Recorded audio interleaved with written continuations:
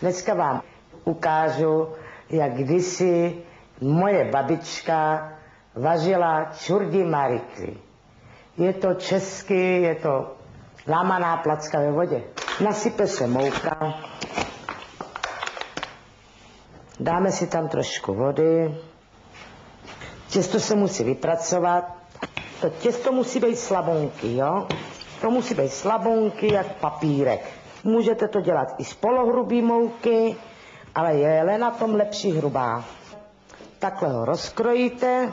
Jelikož nemám kamna, jak kdysi se vařilo na kamnách, tak já mám plotínku a necháme to, aby se to trošku rozehřálo. A teď musím udělat zelí.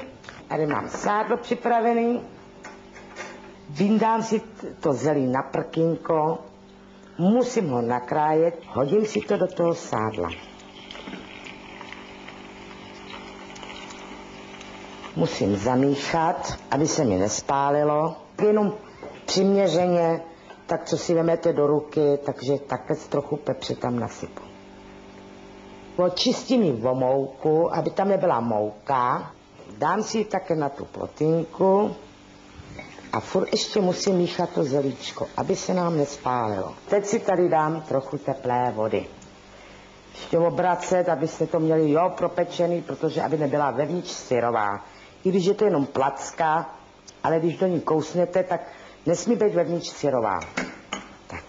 Takže se podíváme, je krásná vokatá, vezmeme si talíř.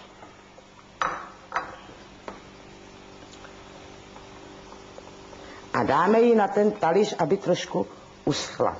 Šáhnete si na ní, ona musí být tvrdá jak papír. Teď si vyndám kousek špeku a ten špek se krásně nakrájí.